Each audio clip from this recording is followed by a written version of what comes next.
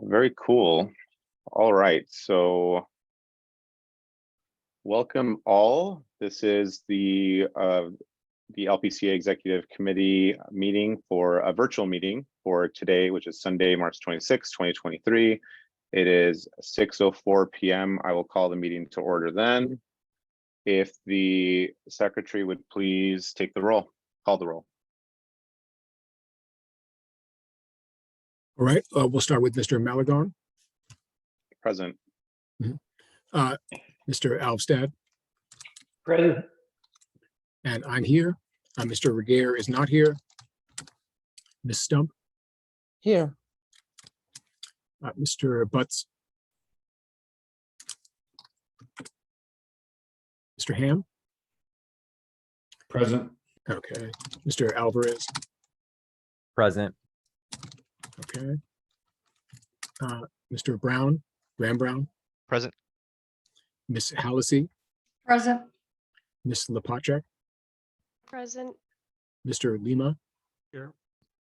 Mr. Minnelletti. Here. Mr. Nichols. Mr. Strachan. Present. All right. Mr. Jimenez. Mr. Nichols is here. Got the computer working. Sorry. Okay, great. Got it. Fair there too. It sounds like Mr. Jimenez is not there. Mr. Gorsh. Here. Okay. Then we do have a quorum. We have 11 out of 15. And who are the missing members again? No, I'm sorry, it's 12 out of 15. The missing members, because one of the missing people is an alternate. So it's Mr. Regehr, Mr. Butts, and Mr.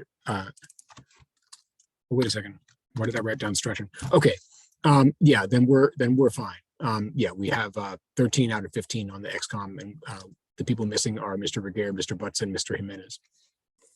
Okay, cool. If someone could shoot a text to Mr. Butts just to remind him, in case I know sometimes he misses emails, I will send a quick text to Mr. Jimenez. While we go ahead and do that, just want to make sure, is everyone okay with, so we'll go ahead and move on to the next item of the agenda, which is the adoption of the agenda. As you all know, the main, I guess the main motion or the main agenda item is the operating procedures manual, just some changes there. Nothing else. New business is always there. Public commentary is always welcome. Is there any amendment that anyone would like to make before we adopt the agenda? Cool. So I'll go ahead and move to adopt the agenda as submitted. Is there a second? I'll second. Seconded by Ms. Stump. Is there any objection to adopting the agenda as submitted? Hearing none, the agenda is adopted. We'll go ahead and move on to the next item on the agenda, which is public commentary. We do have two members of the public here. So we have Dr. McElroy, Chair of Fresno County, and we have our parliamentarian, Mr. Richard Brown. Would either of you like to give public commentary at this time? The parliamentarian does not, Mr. Chair. Dr. McElroy?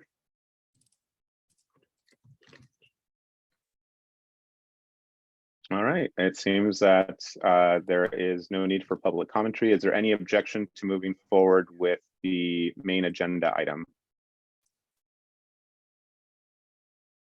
Cool, hearing none, we will go ahead and move to the operating procedures manual. Did everyone get a chance to, did the voting members at the very least get a chance to look at the changes that we'll be going over tonight? I believe there's a total of 40 motions that we're going to be going through today.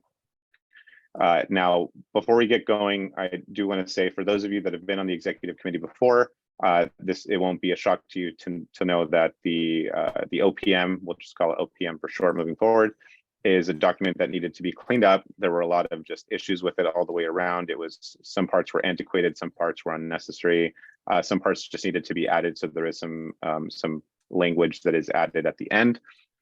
But overall, this is mostly just kind of a cleanup procedure. And this is important because this is our second governing document, the first being the bylaws, right, that we can only change at convention. So I thought these were pretty important to make now and not take up time during our in-person meeting coming up in San Diego, since we have committee appointments and all of that going forward.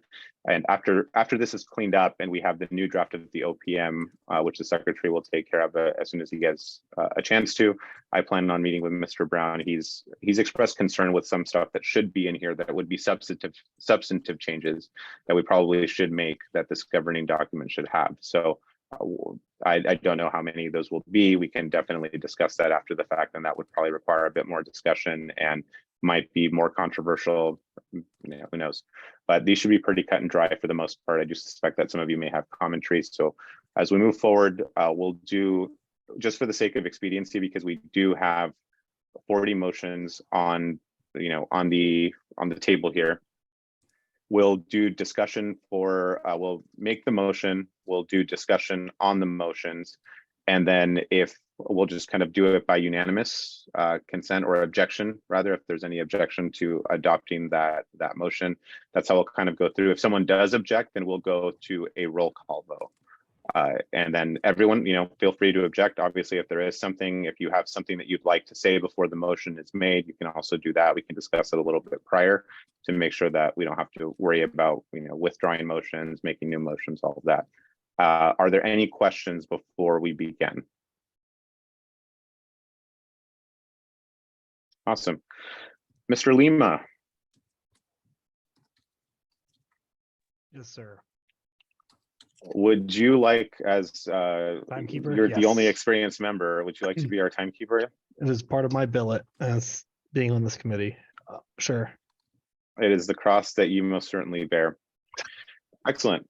So, okay, we'll go ahead. So all of these motions were, I think, except for two, were changes that I'm proposing. So I will make the motions. I will need a second for each one. There are two that are being proposed by Mr. Edgar. And then I'll go ahead and let him make those motions when it is appropriate. And then, oh, we might have 41 actually. I may have mistyped something that just came to my attention. It's okay, I'll adjust accordingly. I'll thank the vice chair for discreetly reminding me that I forget how to count numbers. But Spanish is my first language, so I'll just remind everyone, it applies to numbers as well, just in case anyone's wondering. Anyway, we'll go ahead and move forward. So we'll go ahead and start time now. So the first main motion, I'm reading from the document directly, would be the motion to adopt the following amendment to the operating procedures manual found under terms and definitions on page 3. It's the striking out of party and capitalizing it, striking out party, italicized, capitalizing it. And the reason is just obviously that it should be capitalized and the second party shouldn't be italicized. That just seems to be a typo. Do I have a second for that motion? Second. Seconded by Mr. Strachan. Is there any discussion? Hearing none, we'll go ahead and move to a vote. Is there any objection to adopting main motion number 1? Hearing none, we'll consider the motion to be adopted. Excellent, look at that, moving swimmingly. Motion number 2 is the motion to adopt the following amendment to the operating procedures manual found under terms and conditions on page 3. It's the addition of area coordinators after officers and the removal of the hyphen within the at-large members. And the reason is just that the area coordinators are also part of the executive committee, and that commas, so it's just the definition there, and then commas need to be added accordingly. I think, oh, there was one comma that was added accordingly, and then the hyphen is just removed because it's unnecessary. So nothing controversial there. Is there a second for that motion? I'll second. Seconded by Mr. Alvarez. Is there a discussion? Hearing none, is there any objection to adopting the motion on the floor?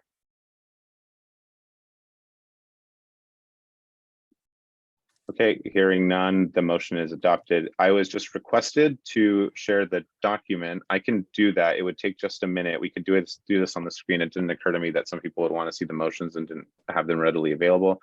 Is that something that the secretary would like to do, or should I do that? Yes, I can share the screen. Sure, that's fine. Okay. Let's see. I'll go ahead and give you permissions here. So you should be able to do that now. Does everyone see the motions? And this is actually, thank you, Mr. Gorsh. This is a little bit easier than I'm not going to have to read everything. We can just let people see in real time in case they don't have the document readily available. So we are on main motion 3. There will be an adjustment, as I was just informed that there are 2 number 9s because counting is hard. I went to public school growing up, so there you go.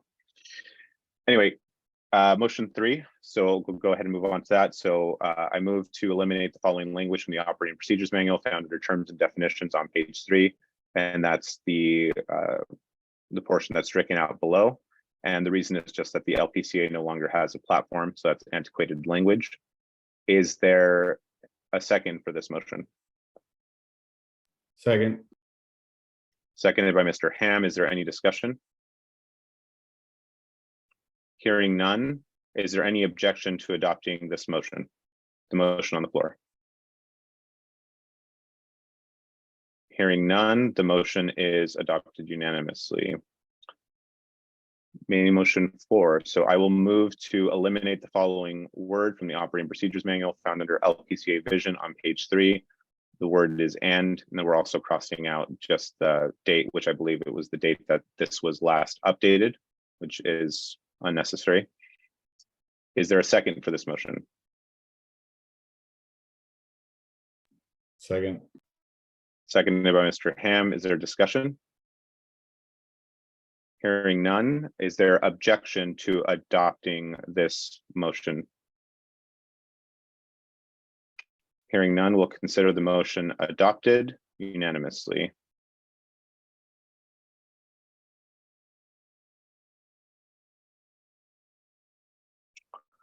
Motion number 5, I will move to adopt the following amendment to the, oh, Mr. Brown, yes, please. Well, no, go ahead and read it. Then I have a comment about number 5. Oh, fantastic. Yeah. So I move to adopt the following amendment to the operating procedures manual found under privacy/party records on page 3. And that's the removal of Libertarian Party, because that's Libertarian Party National, and I substituted it with LPCA. Then there was additional language added. I'm not going to read the whole thing. If the secretary would just like to scroll down a bit.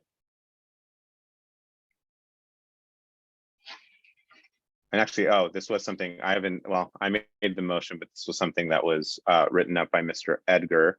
So I guess before there's a second for this motion, well, I'll withdraw the motion. I'll let Mr. Edgar make it.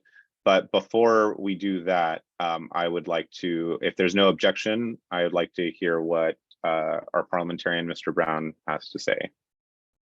Hearing none, Mr. Brown. I appreciate it, Mr. Chair. My concern is with the use of the word generally in paragraph number 1 or subparagraph number 1. Members of the state executive committee, the membership committee, and the credentials committee may generally access the membership data. I think the word generally is going to be problematic. I think that's already in there, I believe. But I just wanted to express my concern that you might want to omit the word generally. You either give them access or you don't. But if you say they generally have access and you don't specify the conditions, you're just opening yourself up to controversy. And Okay, number 2 is, number 2 doesn't say generally, it's definite. Yes, the purpose of that was to make clear that they would have unrestricted access to the membership data, but we could say may have unrestricted access as opposed to generally, if that would provide more clarity, or at least that's my view in any event. And I'll make the motion, I guess, once it seems like we're about to hear another comment, but yeah, I'll make the motion subject to that change. Okay, so Mr. Edgar is receptive to the change recommended by the parliamentarian, Mr. Miniletti. Yeah, I was just going to move to amend the language to remove generally and replace it with the word have. Or if Mr. Edgar had language in mind, I'd defer to him. Okay, so it seems that Mr. Edgar does have language in mind that you would be amenable to hearing. Is that correct? so that we don't have to do a motion and then an amendment after the fact. Mr. Edgar, before the motion is made, would you like to just once again reiterate for the record what the change that you're going to make to this is before the motion is made? Yes, it would be, so in item number 1 here, it would say members of the state executive committee, the membership committee, and the credentials committee may have unrestricted access to the membership data. Is that acceptable to Mr. Minnelletti? Sure. Cool. Mr. Edgar, feel free to make the motion when ready. All right, Mr. Chair, I move that the main motion number 5 be adopted, that is listed on the accompanying document here, subject to the one change I just mentioned, which is that item number 1 would be amended to say members of the state executive committee, the membership committee, and the credentials committee may have unrestricted access to the membership data. Excellent. I will second that motion. Is there further discussion on this motion? Hearing none, we'll move to a vote. Is there any objection to adopting this motion? The main motion on the floor. Hearing none, the motion has passed unanimously. We'll go ahead and move on to main motion number 6. So I will go ahead and move to eliminate the following words from the OPM found under indemnity on page 4. All it does is remove officers and executive committee, or I'm sorry, the words officers and, because it's redundant, the executive committee is composed of the officers. So I already moved. Is there a second for this motion? Second. Seconded by Mr. Ham, beat Miss Stump to the punch. Is there discussion on this motion? Hearing none, we'll move to a vote. Is there any objection to adopting the motion, the main motion on the floor? Main motion number 6. Hearing none, it passes unanimously, and we'll move on to the next one.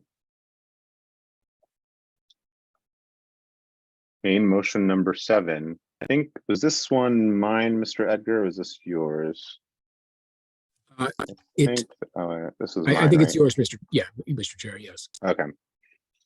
Okay, so these are just very small edits, but nevertheless, so main motion number 7, I will go ahead and move to adopt the following amendment to the operating procedures manual found under indemnity on page 4.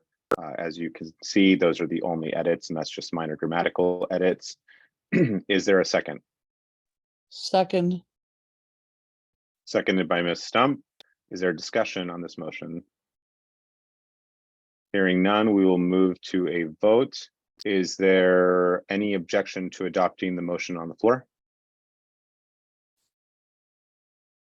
Hearing none, the main motion 7 is adopted. Main motion number 8, I will go ahead and move to adopt the following amendment to the operating procedures manual found under General Executive Committee on page 5. As you can see, those are just minor edits. Removing shall, well, just some of it is redundant, and then just minor grammatical errors and removing the dates that are irrelevant to this particular clause. Is there a second for this motion? I'll second. Seconded by Mr. Alvarez. Is there discussion? Excuse me. I'm just curious. Is the intent that the chair has the ability to approve or not approve the payments to the treasurer? I'm sorry, say that one more time, Mr. Vice Chair. Is the intent that the chair has an option whether or not to approve the payments to the treasurer? Correct, as the CEO. So it's basically a checks and balances sort of thing, if that makes sense, Okay, between the chair and the treasurer. I'm just worried that the wording "shall be approved" doesn't seem to of not approving it. What would you suggest? I would be willing to withdraw and open to an amendment. Like requiring approval by the chair, or Which must be approved by the chair. Must be approved by the chair. We'll tag in our parliamentarian here. Mr. Brown, do you have a preference as to what the verbiage is? And if the secretary will note that our guest, Mr. Shane Kiss, has joined at 6:24, Chair of San Bernardino County. Mr. Chair, I have a slight preference for the word must, but I don't know that it makes any difference.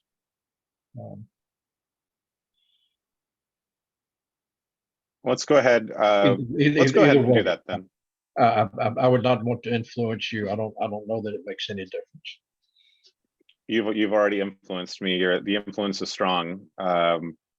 It's I was gonna make a joke, but I realized that this call is recorded. So we're gonna go ahead and I'm okay with. So we'll go ahead and I'll withdraw the motion as I'll withdraw the motion. We'll go ahead and remove which shall and go ahead and put must instead. So it should read, except for payments to the treasurer, must wait, which must be. So we'll remove shall. I'm sorry, or may. Which must be. Okay. Well, it'd be must, right? Not may, because at that point, may would be ambiguous. So it'd be must be approved by the chair, because that would be the intent behind the amendment. Problem, Mr. Brown? Other Mr. Brown? Mr. Brown, the lesser? Yeah, I mean, if the goal is to, what you're trying to say more clearly is that these payments are subject to the approval of the chair. When you say, I think Payments what to the treasurer. sorry, yeah, to the payments to the treasurer, those specific payments, that's what we're talking about, right? Correct. Must be approved by the chair. I thought what Gary was pointing at is the language like which shall be approved by the chair or must be approved by the chair is saying that the chair has to approve it. Like it's the chair's job, no matter what they are, they must be approved. I thought that's what Gary was pointing at. And to me, shall or must kind of both provide that same connotation. I think from the context, it's kind of clear what we're trying to say is that these payments are not approved until they have, or not like, they can't be ratified or whatever until you have approval from the chair. But I don't want to have to redo the whole sentence. So maybe What we're splitting hairs. would the vice chair care to respond? No, maybe I am splitting hairs here. Maybe because I notice all of the other sentences all use the word shall, so it would throw the parallelism off to change that. Yeah, I guess everybody knows that we mean. It shall be approved in order to be official, not it shall be approved. The chair has no choice. So I withdraw my question. We'll go with Mr. Strachan. Oh, Mr. Strachan just took his hand down. So if our parliamentarian would care to weigh in here again. Mr. Chair, just another option would be except for payments to the treasurer, which shall require approval by the chair. It's just another option.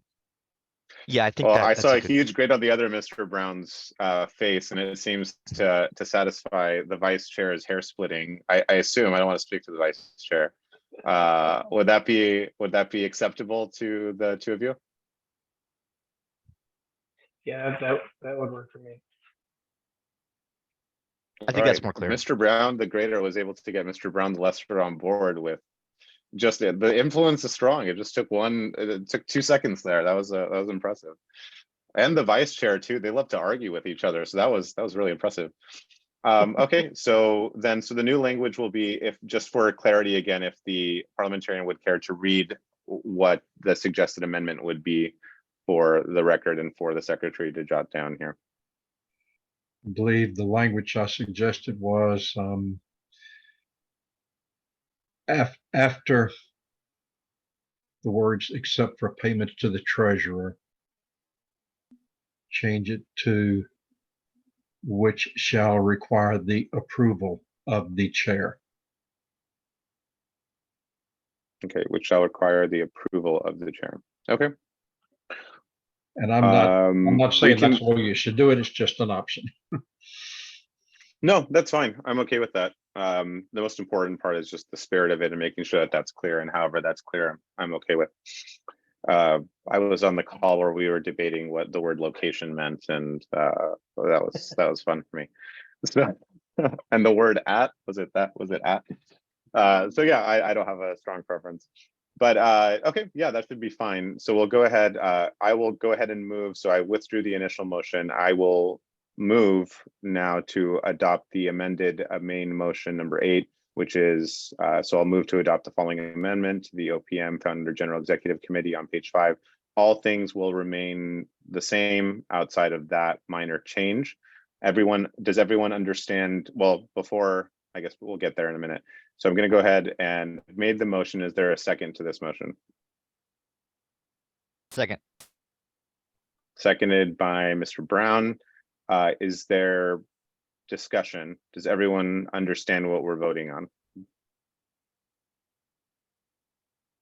Cool.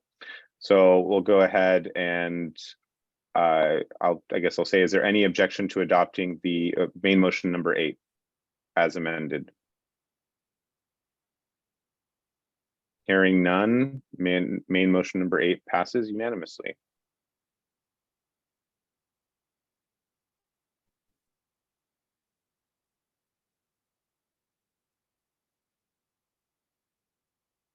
Would it be easier for the secretary?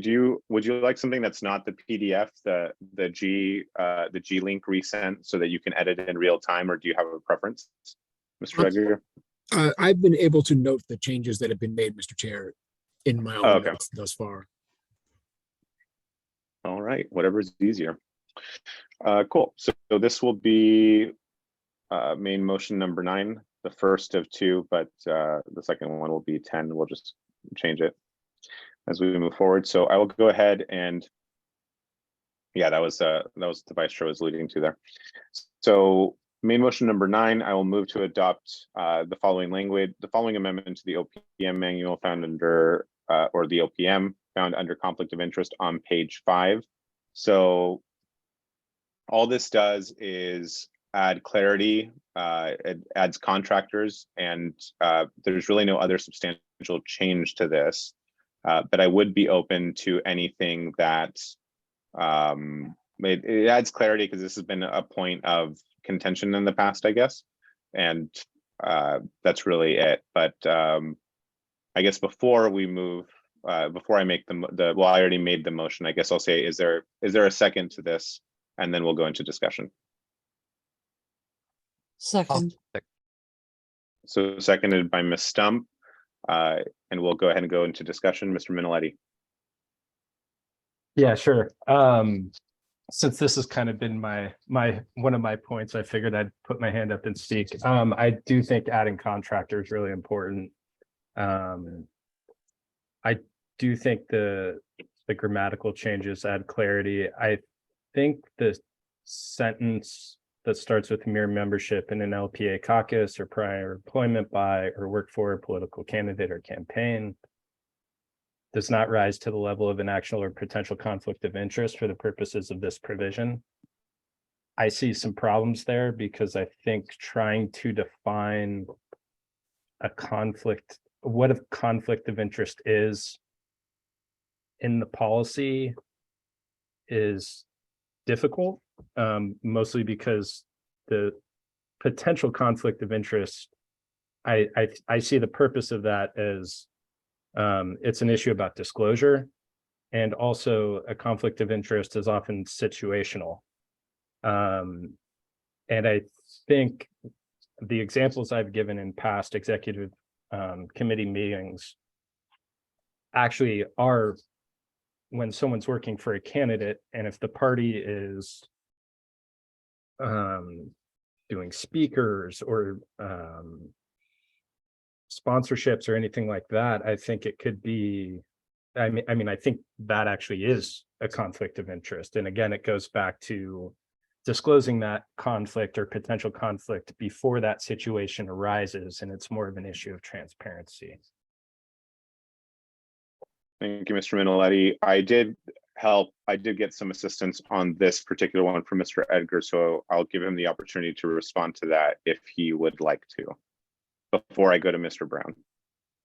Yes, I mean, I did take care there to say that we're talking about prior employment by or work for a political candidate. So if there were current employment by a political candidate, then I think that that could present a potential conflict of interest if that if there were an endorsement of that political candidate, for instance, being made, or funds were being transferred to that candidate and so forth. I'm not saying that would pose a conflict of interest necessarily, but I could see why it might rise to the level of a potential conflict of interest. I just wanted to isolate the situations where there had been previous employment with a political candidate, and say that, we don't need to be scrutinizing everybody's resume going back through their entire sort of political career or whatever sort of relationships they may have had in the realm of politics. Let the record show that Mr. Edgar must be hiding something from his past. He doesn't want us digging in. Mr. Brown, please weigh in.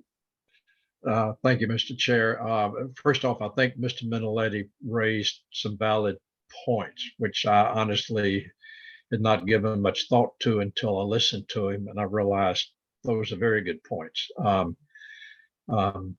Because you're not defining actual or potential. Well, you're not defining conflict. My concern, and I know what the intent is, I'm just concerned that people try to play games with the language. I know you intend to refer to prior employment or prior work for a political candidate, but the way that sentence is worded, where it says, or prior employment by or work for a political candidate, the prior employment by is clear, but when it says or work for, some people, well, that can be construed as I mean prior work for or currently working for. That's my concern. Just wanting to make sure the language is clear and unambiguous. But I think that Mr. Minoletti's concerns also can cause problems. And one possible solution, I'm just throwing this out, this language may or may not help you, and I'm going to throw a legal term in, that the prior employment does not rise to a prima facie level of an actual conflict. But when you say rise to the level of an actual or potential conflict, that's a little bit contradictory. I think maybe you're trying to say it does not raise to the level of an actual conflict, but it could be a potential conflict. I see some problems with this language. I see it causing problems for the executive committee and for the party. I'm just a little concerned with it. That's all. Fair enough. Mr. Minoletti, then Mr. Lima, and then Ms. Stump, then the other Mr. Brown. Okay. Yeah, I think the prior employment and I guess the work for was the same thing. I was caught up a little bit that Mr. Brown mentioned, is it starts with prior and work for could be construed differently. And also membership in an LPCA caucus, that is current, not prior, I assume. And that, I don't know. I think with that entire sentence, we're going into an area where there's room for debate and different people might perceive what a potential conflict of interest is or isn't. And I don't think that's the purpose of the policy. The purpose of the policy is the disclosure. Again, it's a situational thing. So if it's disclosed ahead of time, then it's not an issue once you get there. And I think I'd like to move to amend this. But I guess before I do, I see other hands up. So I want to hear from other people before I do that. Okay, Mr. Lima, Mr. Brown, then the vice chair. I would agree with what the parliamentarian Mr. Brown said too. When I first read it and just glanced over it because I don't read too good. That was a joke. I don't read well. No, at maybe rephrasing it to or prior employment or prior work for a political candidate. I know it's kind of redundant, but just adding that extra prior, just we see what happened with like the Second Amendment. So maybe just making it like extra clear that it's prior work for a political candidate, and that could probably ease just everybody's concerns with this.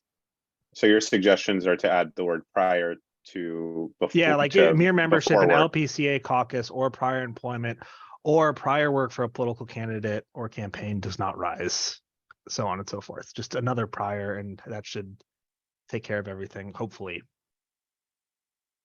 Okay, Mr. Brown, and then the vice chair. Yeah, if only I need someone to put that prior comment in the chat somewhere. No, just the way that not monitoring that. I'm joking. The way that I read this sentence though, when I see mere, I kind of think, so what it's saying is it's false that in every case of LPCA caucus membership or prior employment or prior work or all that other stuff, it's not the case that constitutes a conflict of interest. It's not saying you can't have a conflict of interest with that. It's just saying like that by itself isn't enough to constitute a conflict of interest. That's how it reads to me, and I think that's the intention. But it is difficult with the language. It's hard to convey that simply in one sentence. So I think adding the prior before work fixes a lot of the other concerns, and I just point out that the way what I think Amir is doing in the sentence is kind of presenting it that way. So hopefully that's clear. You're also in favor of the prior before work. I'm in favor of the prior before work, and I also don't think we should be concerned that it's saying that that there couldn't be a conflict of interest if someone has these things. It's just saying that by itself isn't enough for a conflict of interest. So I'm kind of also addressing the concern I heard from some people about that. Okay. Mr. Alvstead? Yeah, well, I just want to reiterate what Mr. Brown just said, that the mere membership, it's pretty clear that we're not giving a blanket clearance for a caucus member to not be a conflict of interest. It's saying just simply being a member doesn't rise to that level. I'd also like to suggest maybe changing that a different way, the prior business, a different way to say prior work, whether paid or unpaid, because I think employment is just work that you get paid for. So I think that's really the difference between employment by and work for, is whether you're a volunteer or a paid employee, and we could clean it up that way. Okay. So your recommendation is prior work, whether paid or unpaid, comma, for a political candidate or a campaign. Right. Okay. We'll do Mr. Lima. Mr. Minoletti's already spoken twice on this matter, so we'll skip to Mr. Strachan. So it'll be Mr. Lima, then Mr. Strachan. For mere membership in LPCA caucus, just again to like negate any future thing, maybe we can include like national caucuses. It's not all caucuses just have state specific ones, and I think it would be kind of not necessarily like the most important thing to like say, hey, I'm part of the National Veteran Caucus. So you would add propose national caucus in there too, like or national caucus, or just LP caucus, like get rid of the CA. Okay. And then we'll go ahead and Mr. Strachan. Thank you, Chair. I agree with what mere does for us here. Is mere membership different than just membership? Why don't we just say membership?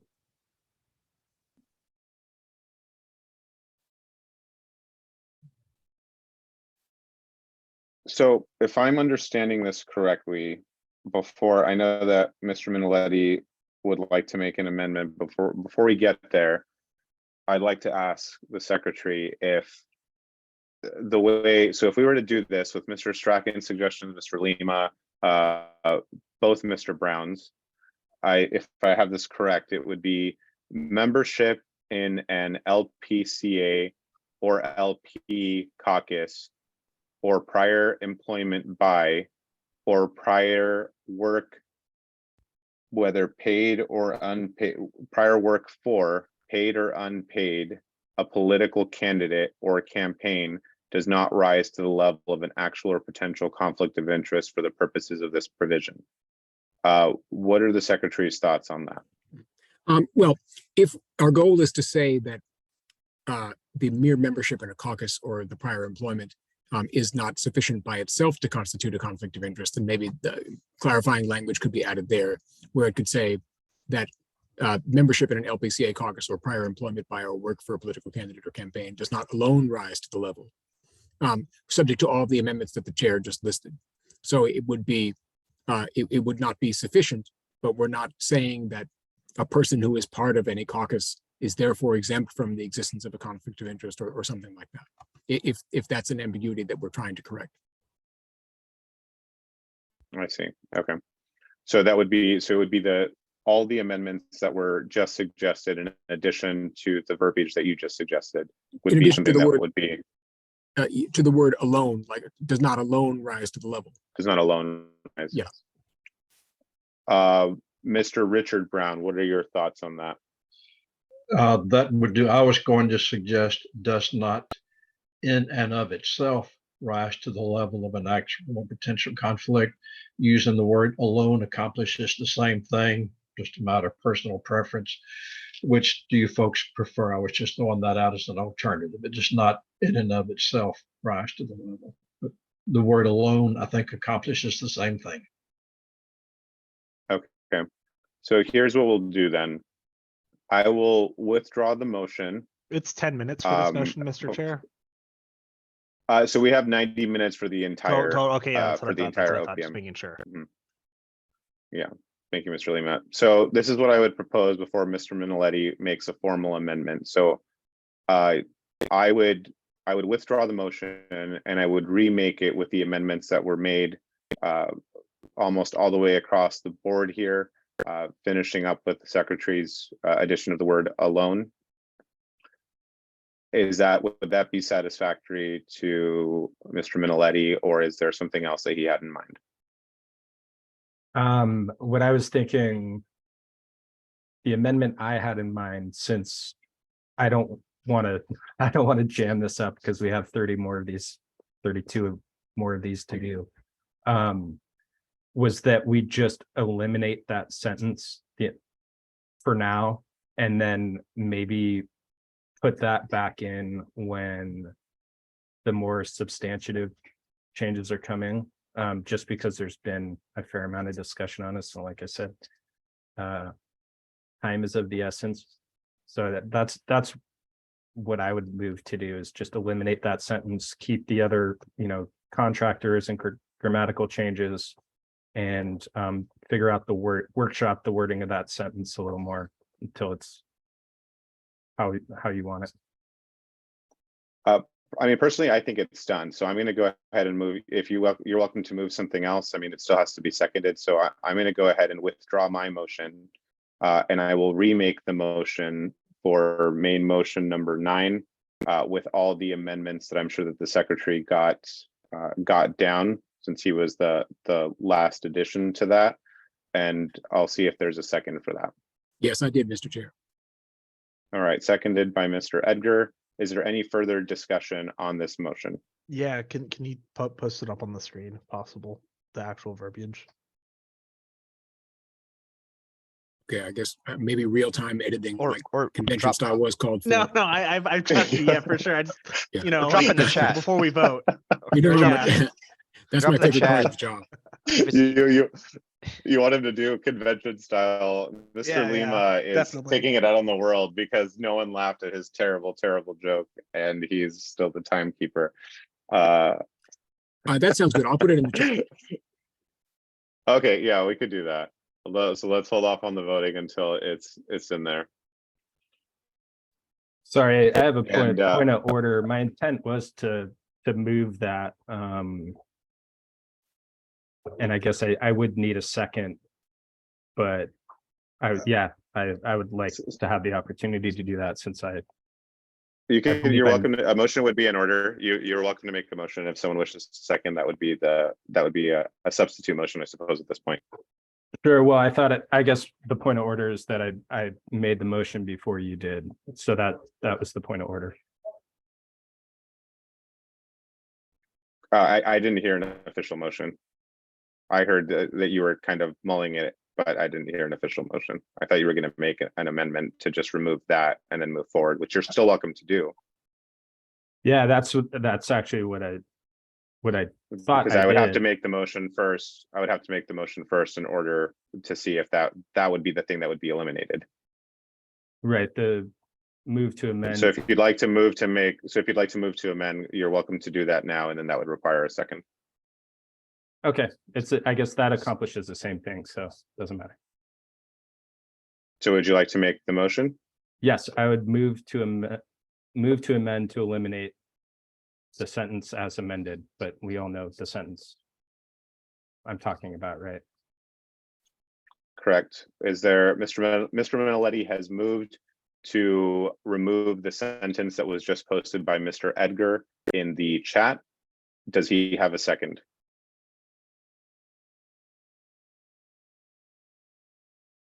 The motion dies for lack of second. We'll move to the main motion on the floor. Does everyone understand what we're voting on? So we're voting on now main motion number 8 with, and I see 2 hands up. I just want to make sure I see the vice chair and then Mr. Strachan. Is that intentional or were those left up from before? Because we're still in the discussion portion. Okay. Yeah, that actually was unintentional, but I would like to make a comment. Of course. When I suggested that stuff about with the whether paid or unpaid clause, that was meant to replace the prior, doubling up on the prior. So, which is fine. It's just another way of doing the same thing, but we shouldn't do both. So I guess I would move to strike that clause, the whether paid or unpaid clause. Okay, so you're moving to strike whether paid or unpaid from what Mr. Edgar just did. Right. Okay. Because you're saying that it's redundant. Yeah, the doubling up on the prior. I don't think it's as elegant a way to do it, but it's another way to do it, and I was suggesting it as a replacement, but we don't need to do both. Okay, so there's a motion on the floor to remove whether paid or unpaid from the amended verbiage. Is there a second?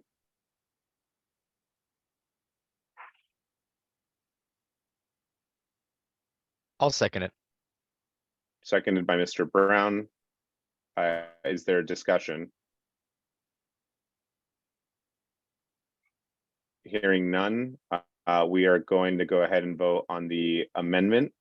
So is there any objection to adopting the amendment, the amended motion, the motion as the amended motion, I guess? Hearing none, the motion passes. The motion to the amendment passes unanimously. Now we're on the main motion. So if the secretary would please just copy and paste that same thing and just remove whether paid or unpaid so everyone understands what they're voting on, in addition to the rest of the. Perfect. So that's what we're voting on in addition to what is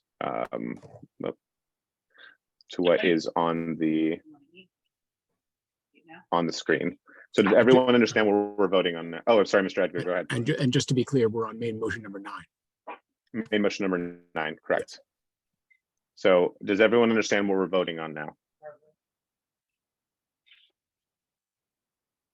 Is there any objection to adopting main motion number 9 as amended? Yeah, I'll object. Okay, will the secretary take a roll call vote?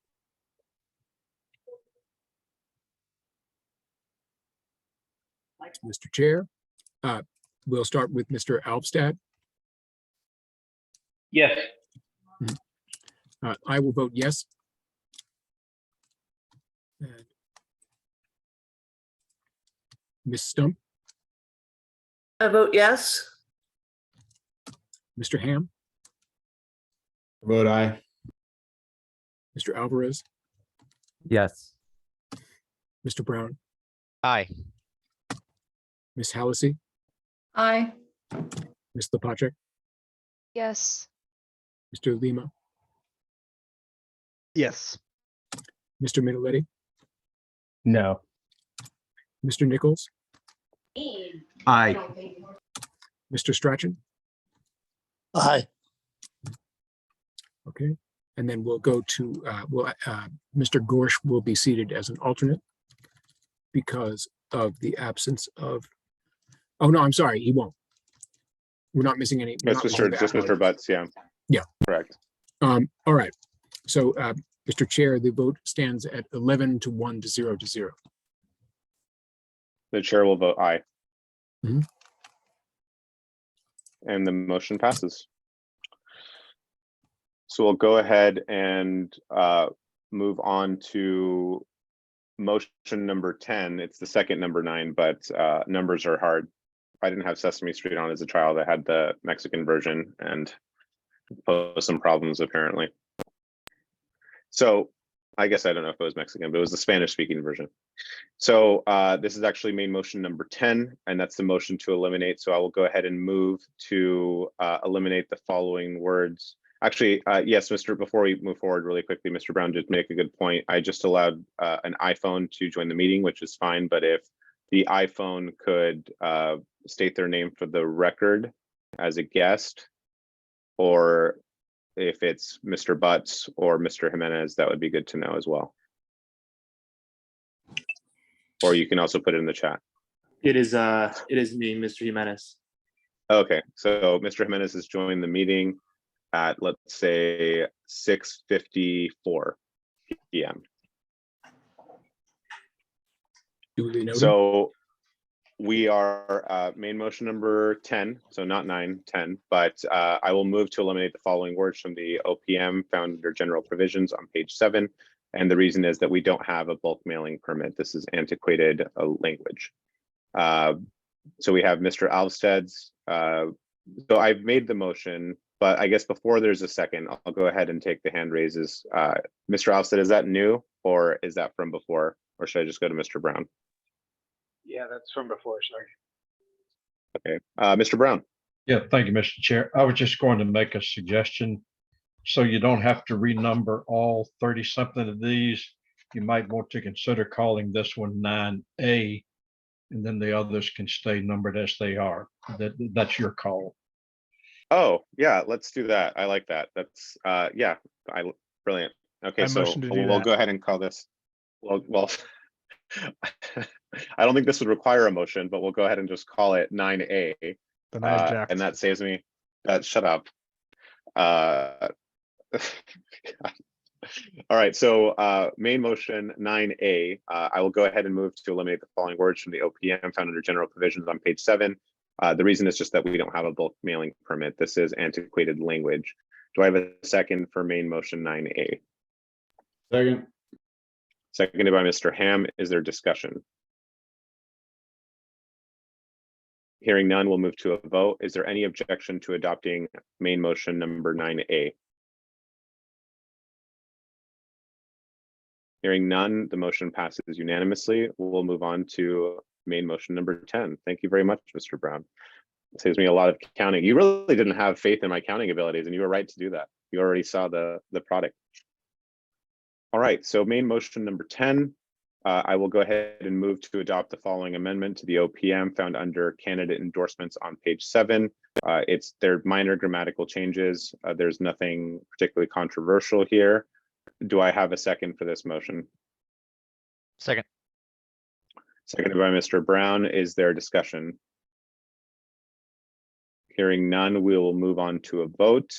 Is there any objection to adopting the main motion number 10?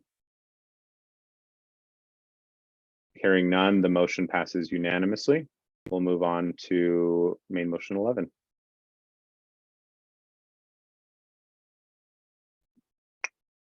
Main motion number 11, I will go ahead and move to eliminate the following words from the OPM found under committee and officer reports on page 8. So as you'll notice, all it does is just make it clear that it's to applicable committees. There's nothing, not every committee is required to present a report, or no, not every, well, all officers are, but not every committee is subjected to submitting a report for the annual convention. And then the platform committee is obviously no more.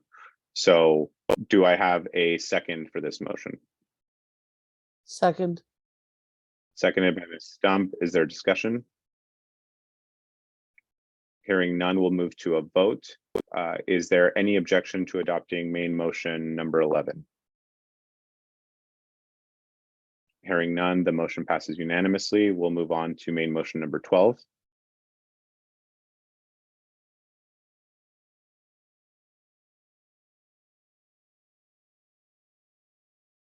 Another uncontroversial change.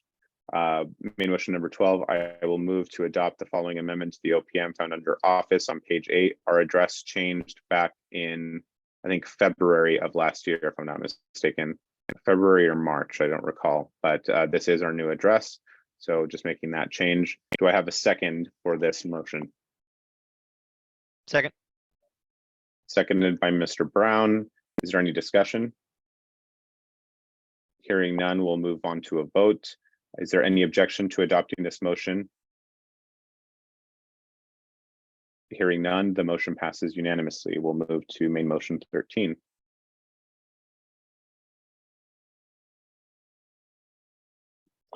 So this motion will be Mr. Edgar's. This was something that was submitted. I'll just speak on it very briefly. As you know, the membership report is something that's been sent out by not just Mr. Edgar, but his predecessors, and it was a tradition. This was something that was never codified in the OPM. We didn't really know if anyone would miss it or not. As it so happens, there was at least one member that did miss it. Mr. Edgar was gracious enough to, and that member provided the verbiage here, and Mr. Edgar decided that that wouldn't be a problem, that he would be happy to continue doing the membership report, but it was important to codify it because it's only been a tradition. So I will let Mr. Edgar move forward with main motion number 13. Thank you, Mr. Chair. I move that the following language be added to the operating procedures manual after chair section page, after the chair section on page 9. Membership report, the secretary shall prepare at the end of each month a report listing the number of central committee members affiliated with each county, along with the number of associate members and or all members, open parentheses, central committee members plus associate members, close parentheses, affiliated with each county as of the end of that month, with corresponding statewide totals, and provide this report to the executive committee and to all county chairs by the 10th day of the following month.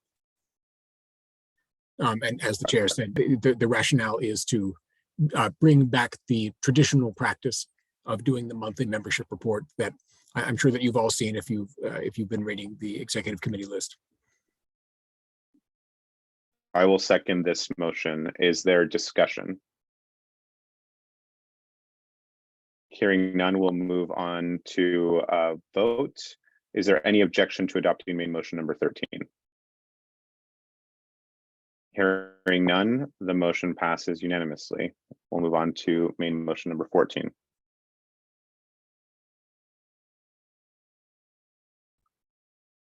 So this is something that, again, has just been a tradition. It's never been codified, but Mr. Edgar and his most of his predecessors, I believe, have done this as well, which is just reminding everybody that reports are due prior to an XCOM meeting where they're to be presented.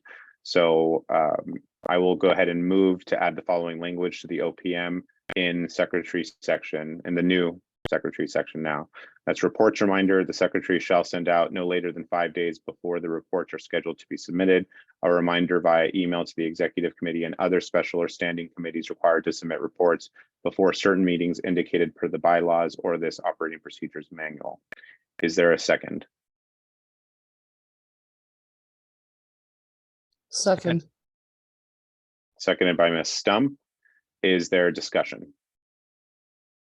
Hearing none, we'll move to a vote. Is there any objection to adopting main motion number 14?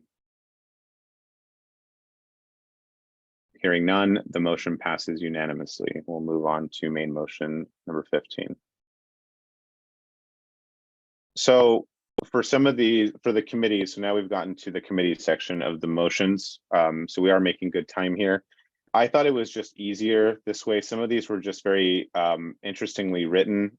Most of the substantive stuff is still there, and I just wanted to kind of have some order moving forward. So I'm just going to give a quick explanation for the rest of them. So the way that all the standing committees are now, I'm proposing that they be formatted, is that they have kind of a standard, there's an understanding of what the committees shall consist of, who is supposed to be on the committee, how many committee members there are, how they're to be elected, by when they're supposed to be elected.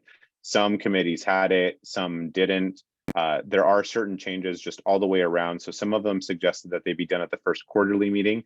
For those of you that don't know, but most of you have figured it out by now, there's never been a quarterly meeting. There's nothing in the bylaws, there's nothing in the OPM that suggests that we have a quarterly meeting.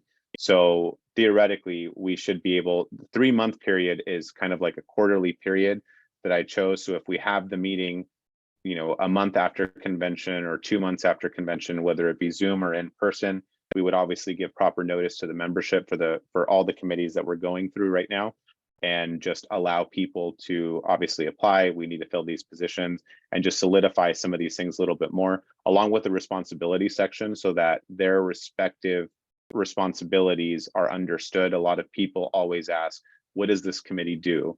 What am I signing up for? And all of that stuff. And it's never really been, again, codified. Some of this stuff has just been tradition. Some of this stuff is just considered to be standard knowledge, but it's, again, never been written down. So I wanted to make sure that people understood what the responsibilities were for.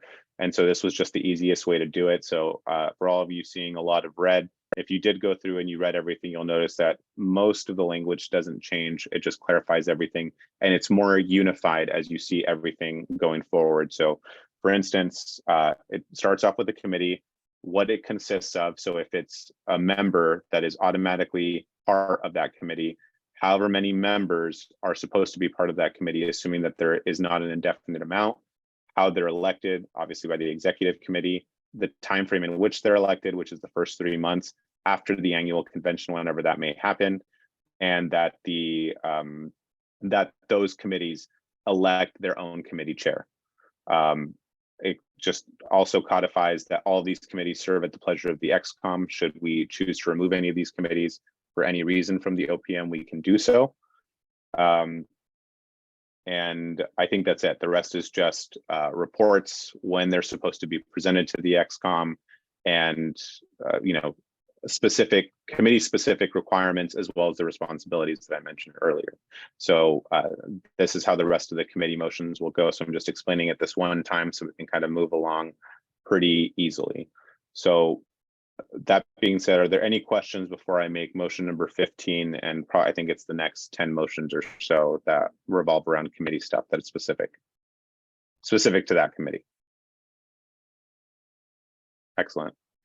So I will move to adopt the following amendment to the OPM found under Financial Standards Committee on page 9.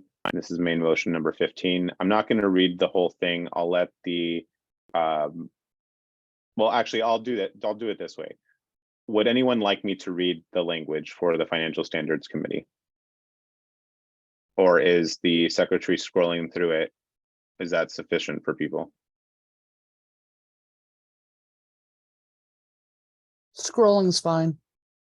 Okay, so I'll let the secretary scroll a bit. When he gets to the end, I'll go ahead and ask for a second.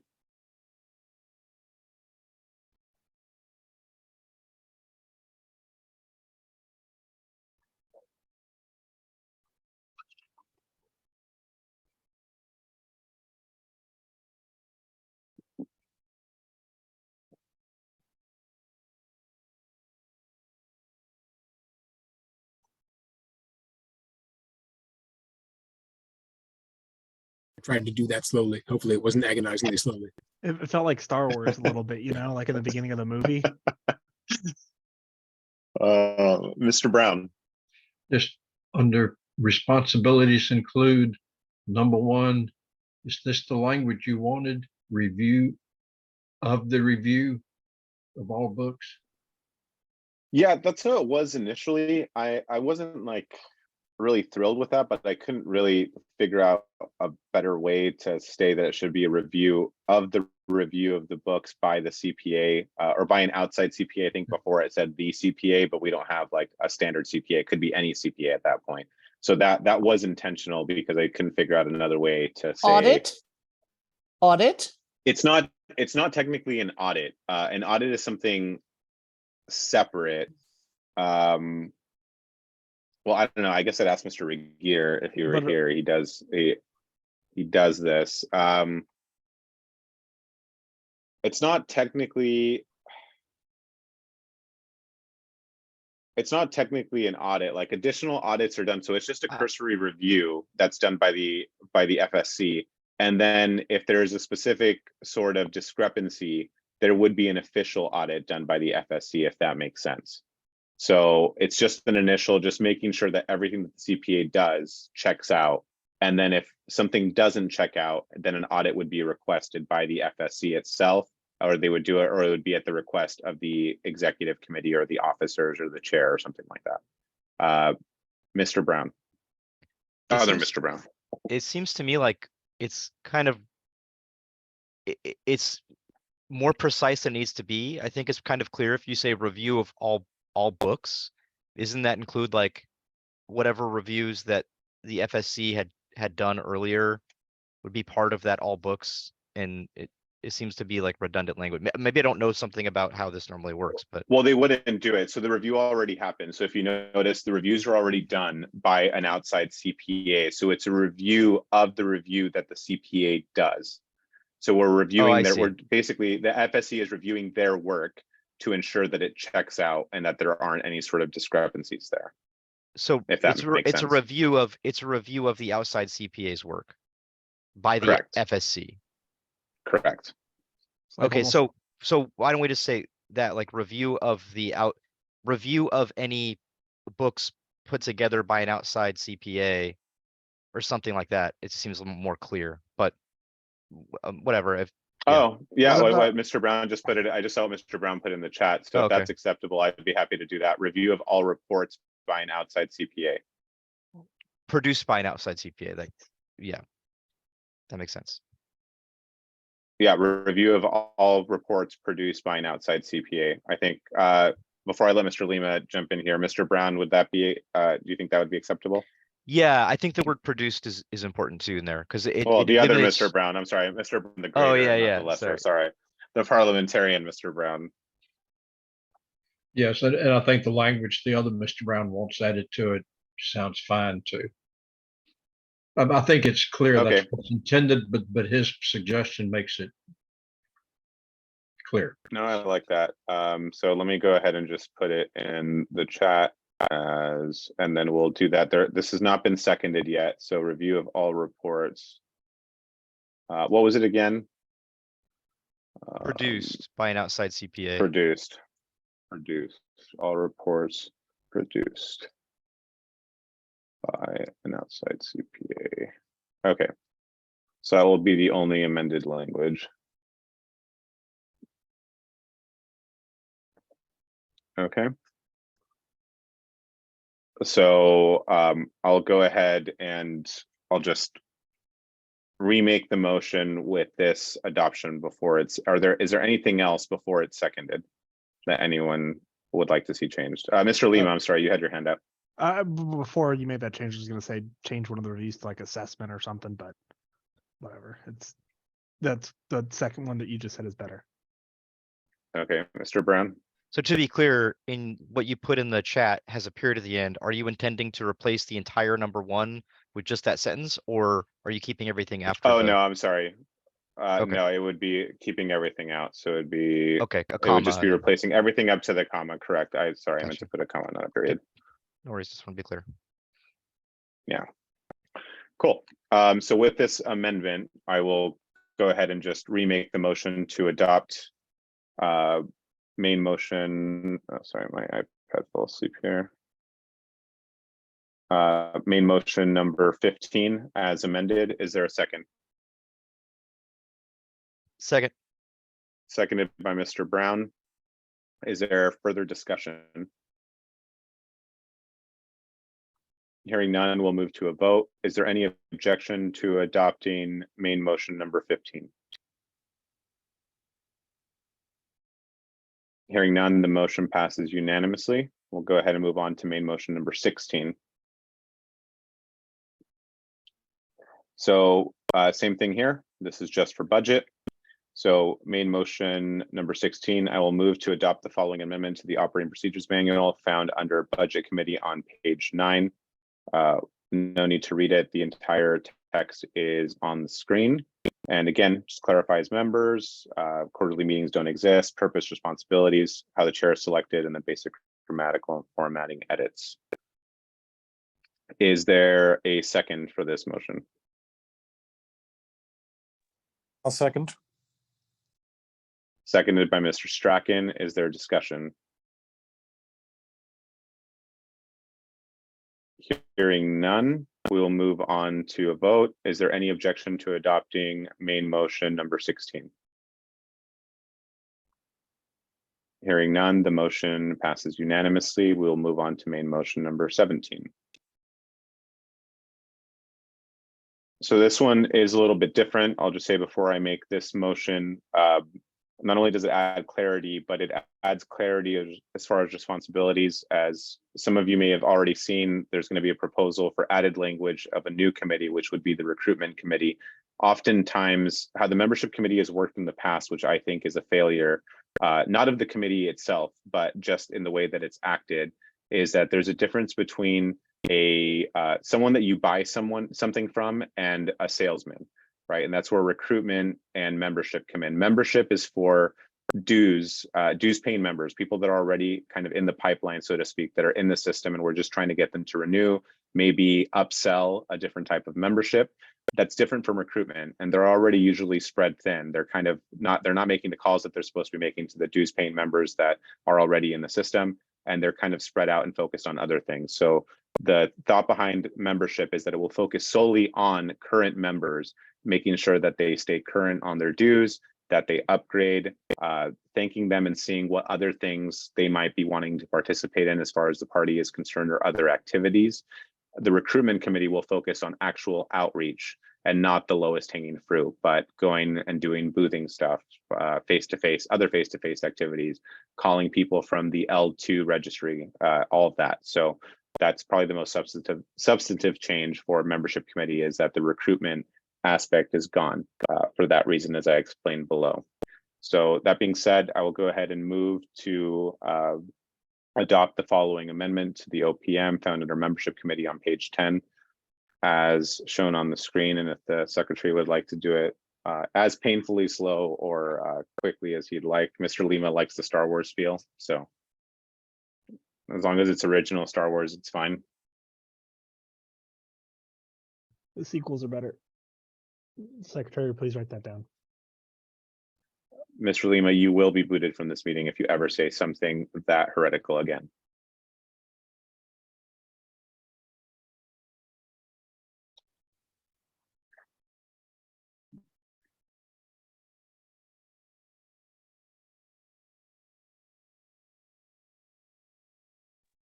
There you have it, Mr. Chair. Thank you so much, Mr. Secretary. So is there a second for this motion? Second. Seconded by Mr. Brown. Is there discussion? Hearing none, we will move on to a vote. Is there any objection to adopting main motion number 17?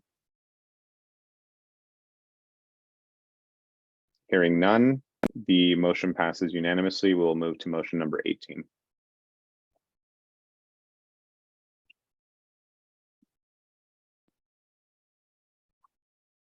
So the biggest change here before it's made is it simply adds the secretary. The secretary was always part of the credentials committee. It does specify that the secretary cannot be the chair of this committee because obviously, I don't know if you guys noticed or not during convention, Mr. Edgar was being fantastic and wouldn't have time for such silly things like credentialing and hanging out at that table. He's too busy accommodating the whims of the membership that like to criticize what he's doing in real time. So he needs to be on the committee so he knows what's going on, obviously, and helping them get going. but he can't be the chair, but he should be on that committee. That's really the only change that's made there. And the other thing I'll say, I think I mentioned this earlier, but just to solidify, the language change of up to 6, up to 4, the number of committee members that are allowed here was intentional for all the committees, because we may not fill all the committee spots right away. And it gives us the flexibility to add new members later on if we don't have enough people applying in real time. And we can't elect them. So it's up to, not shall have, because then that puts us in a bind where we have to find someone to just fill that spot. Not that that's really traditionally been done, but sometimes it has been and it causes problems. So anyway, I will go ahead and move to adopt the following amendment to the OPM found under Credentials Committee on page 11. Is there a second? Second. Seconded by Ms. Stump. Mr. Chairman. Is there? Yes, Mr. Brown. Can you give me just 1 second? I'll tell you what my concern is, and I'm looking for Sure. the bylaw provision, or I think it's actually convention standing rule that I believe states the secretary shall be in charge of credentialing. I just want to make sure this change doesn't conflict with the your bylaws. with the bylaws or your standing rules. That's And what bylaw is that? Just I'm looking it up here as well. That's convention rule number 2, section 1, Mr. Chair. Delegates shall register personally at the convention with the secretary or a duly authorized representative. I think the duly authorized representative language would save us from having any sort of conflict. I think it would. Yeah. Yeah. Okay. You authorize the convention committee, or I mean the registration committee or whatever. Yeah, I think that would cover it. Okay, perfect. Is there a second for this motion? Second. Seconded by Mr. Brown. We'll go ahead and move on to discussion. Is there any discussion on the motion? Hearing none, we'll move to a vote. Is there any objection to main motion number 18? Hearing none, the motion is adopted unanimously. We'll move on to main motion number 19. So main motion number 19, I will go ahead and move to adopt the following amendment to the OPM found under Candidate Support Committee on page 11 through 12. This one I did a little bit differently because obviously the Candidate Support Committee is a bit different. So these are minor edits and nothing was really done as far as how they operate, because they operate differently than most other committees given the regulatory strains that are put on them. So we'll go ahead, before there's a second, if the secretary would just like to scroll through again and make sure that everyone understands what they're voting on.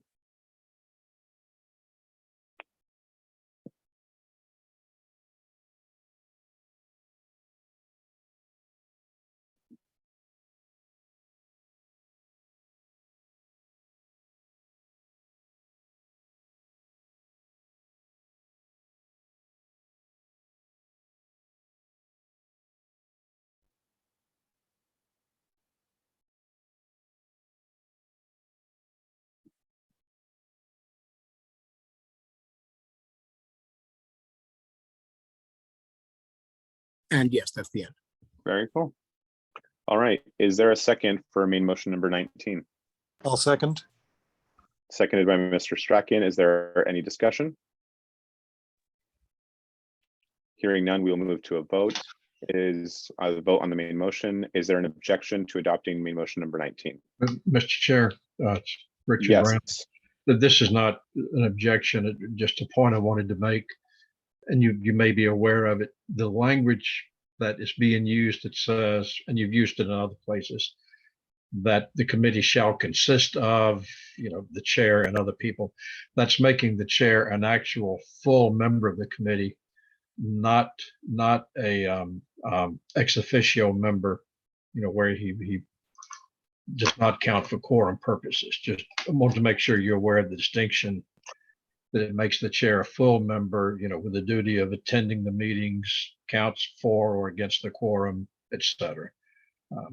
Correct. Thank you for bringing that up. I did forget to bring that up. So that was intentional. For the membership committee, I do think that the chair needs to spearhead membership. I mean, this is one of the main drivers of revenue. We don't get as much as we might get accused by some outside organizations by taking money from the Koch brothers and all these other black dark money fund, whatever. We don't. We rely on the membership, and I want to make sure that that's professional acumen, and that the chair is kind of overseeing membership at all times and making sure that they're also calling people, that they're also in tune with what's going on in Neon. As far as for the CSC, that was intentional because the chair and the treasurer share liability when it comes to any sort of FPPC regulatory infractions or fines. Same thing for FEC. So that was always the case for the change was for membership, but not for the candidate support. That was always the case. So in this case, yes, that those were intentional. But thank you for bringing that up. I did forget to point that out. Is there any further discussion? Or I'm sorry, we were on the vote. So is there any objection to adopting main motion number 19? Hearing none, the motion passes unanimously. We'll move on to main motion number 20.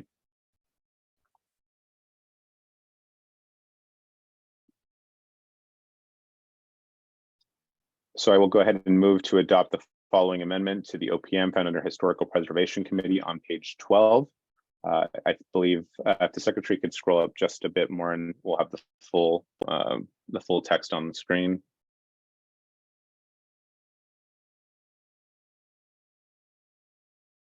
There is no major change to this outside of some of the standard stuff for the rest. Is there any, do I have a second for this motion? I'll second. Mr. Alvarez does not hate the HPC, let the record show. Is there any discussion on Mr. Brown? Nothing, stayed silent for that one. Wow. Wow. And I mean Brown the lesser, not Brown the greater. Mr. Brown must have I was reading the affinity for the HPC that I thought he had. Anyway, you were reading, that's a good excuse. Seconded by Mr. Alvarez. Is there any discussion on the motion? Hearing none, we'll move to a vote. Is there any objection to adopting main motion number 20? Hearing none, despite Mr. Graham Brown's protest, the motion passes unanimously. I am teasing Mr. Brown. As you all know, he did apply for the Historical Preservation Committee. It's near and dear to his heart. So main motion number 21. So I will move to adopt the following amendment to the OPM found under Affiliate Support Committee on page 12. And then the secretary is free to scroll as he sees fit. I think he has most of the text already on the screen.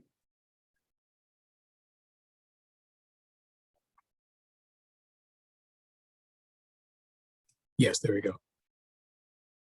Perfect. Is there a second for this motion? Second. Ooh, seconded by Ms. Stump, beat Mr. Strachan just barely. Is there any discussion on this motion?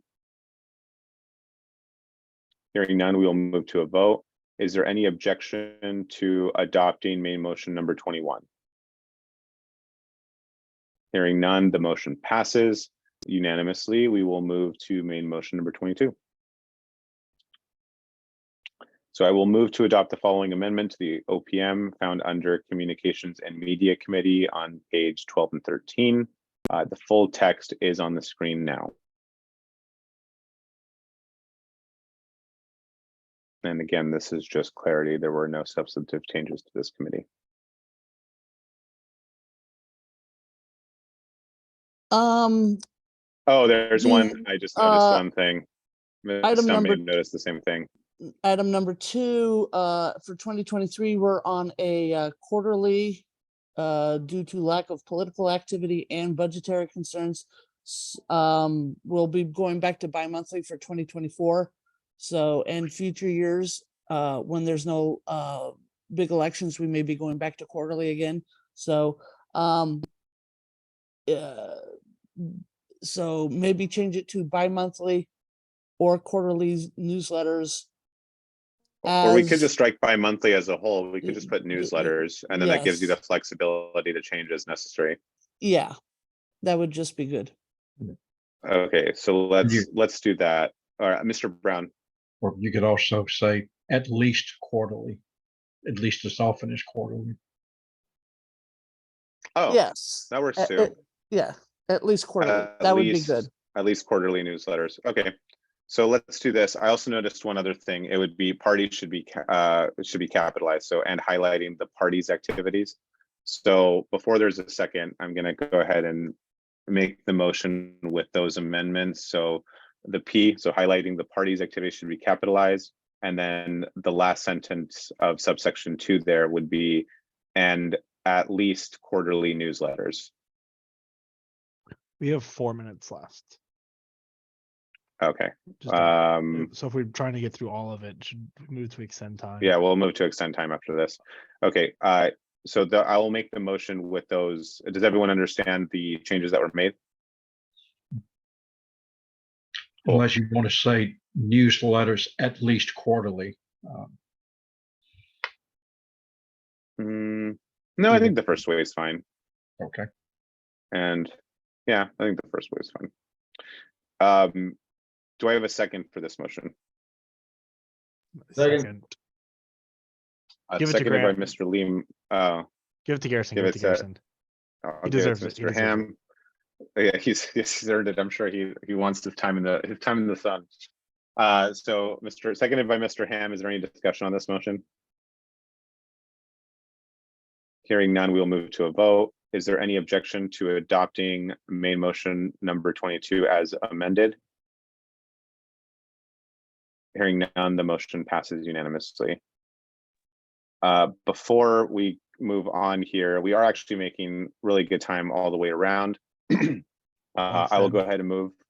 Mr. Lima, go ahead. I motion to extend time by 3.5 hours. No, I'm kidding. By 30 minutes. Perfect. I will second that. Is there any objection to extending time for 30 minutes? Hearing none, the motion passes. Time is extended for 30 minutes.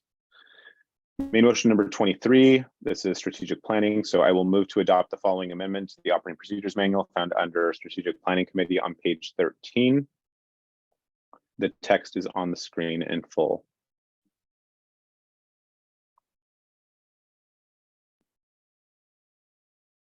Nothing has really changed here.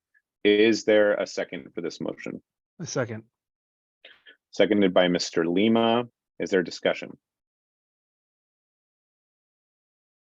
Hearing none, we'll move on to a vote. Is there any objection to adopting main motion number 23? Hearing none, the motion passes unanimously. On to 24. Mr. Lima's favorite committee.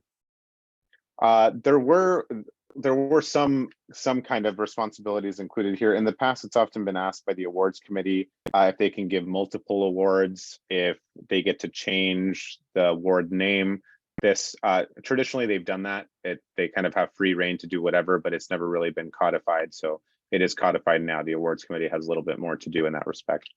So I will move to adopt the following amendment to the OPM found under awards committee on page 13. Second. And the text is on the page. This is seconded by Mr. Lima. Is there discussion? Hearing none, we will move to a vote. Is there any objection to adopting main motion number 24? Hearing none, the motion passes unanimously. On to 25.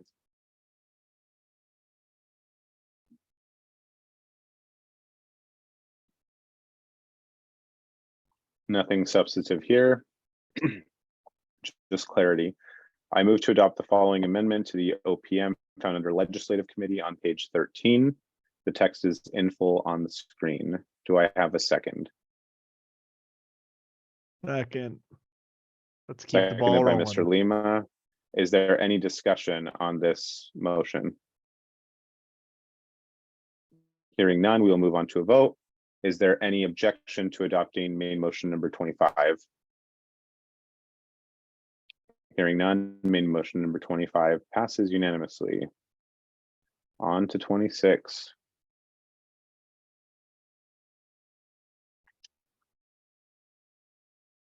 The fun one, convention committee. Nothing has changed here. the biggest change is you'll see from a motion later down the line, there was a separate section for conventions. I believe it still exists, but it had something about the convention report having to be written by the close of convention. That's part of the responsibility of the convention committee anyway. So I just moved that up from there, put it up here. As you all saw, the convention committee report was submitted on time yesterday anyway by me. I will go ahead and move to adopt the following amendment to the operating procedures manual found under convention committee on page 13. The text is on the screen in full. Do I have a second? Second. Seconded by Mr. Lima. Is there a discussion on this motion? Hearing none, we will move to a vote. Is there any objection to adopting main motion number 26? Hearing none, the motion is adopted unanimously. On to 27.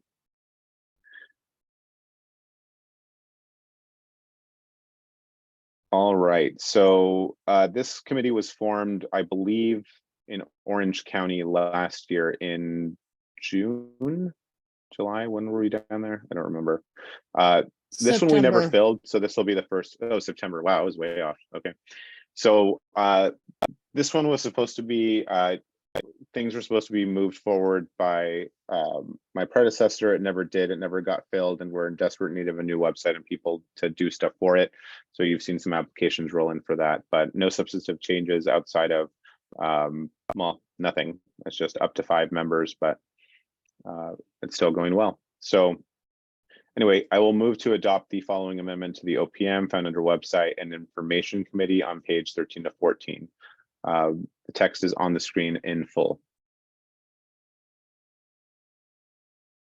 Is there a second for this motion? Second. Let Craig have that one. Let Okay. Craig have that one. Mr. Strachan, seconded by Mr. Strachan. We will move forward with discussion. Is there any discussion on this motion? Hearing none, we will move on to a vote. Is there any objection to adopting the motion, main motion number 27? Hearing none, the motion passes unanimously. Main motion 28. So this is the new recruitment committee, which we've had already, as you've seen, through email applications. We've had some, since I mentioned it when I sent out the official email to the membership, there's been interest in this committee, which is good, separate from the membership committee. So most of the text, I believe, is on the screen. I'll let the secretary kind of scroll a little bit back and forth there. Again, the biggest difference here is that recruitment and membership maintenance are 2 different things. Recruitment will be responsible for getting new members into the party and managing those programs, developing programs to help.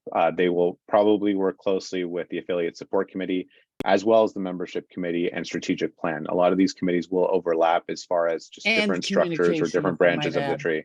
And communication, yes, and communications, correct. Thank you, Ms. Tom. So this is something that, again, we're just, these committees are just branches and some branch off from each other. They just have separate responsibilities and it's just too much to overburden one committee with. In any case, I will go ahead and move to adopt the following language, the OPM understanding committees. And that is what you see on the screen. That is the creation of a new recruitment committee. Do I have a second? Second. And as seconded by Ms. Stump, I will say, as Mr. Brown pointed out earlier, since this is kind of the thing that I'm spearheading to, I will also be heading recruitment committee, and that is intentional so that I can get the ball rolling on that, make sure that everything is going well, since we are in desperate need of new dues paying members. So seconded by Ms. Stump. Is there discussion on this motion? I'm sorry. You say you're going to head up this committee? Yeah, so it'll consist, this one shall consist of the chair, but the chair shall not be the chair of the committee necessarily. So I will be on it, but I don't necessarily have to be the chair. Mm-hmm. Okay, yeah. Sorry, I misspoke there. If that's what you meant, you should put that in explicitly. Okay.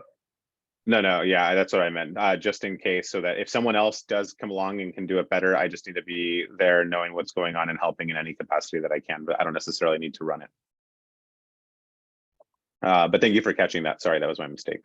A little fatigued. But that was who was this seconded by, or was there a second? I missed that if there was. I Mrs. seconded. Stump. Seconded by Ms. Stump. Is there further discussion on this motion? Hearing none, we will move on to a vote. Is there any objection to adopting main motion number 28? Hearing none, motion 28 passes unanimously. On to motion number 29. Most of the rest of these are easy, so we should be done here very shortly. Main motion number 29 is the motion. I move to remove the following language from the operating procedures manual found on page 14. So this is an antiquated provision. There was a time, for those of you that don't remember, I believe this was changed in March of last year at the committee, at the executive committee meeting in Hayward. The chair often appointed the heads of certain committees or people to committees, and we stopped that. That should be an executive committee decision, not something done by the chair. So this veto provision is no longer relevant. The only time that the chair appoints someone is the treasurer to the CSC, and we kept that for a reason. It was because the chair shares liability with the treasurer, financial liability and legal liability. So again, this provision is irrelevant, and it would be appropriate to maintain it since both the chair and the treasurer share the same liability. Before I make my motion, Mr. Lima. So let's say there's like a bad faith actor that joins another committee. Will the executive committee still have the authority to remove such member of a committee?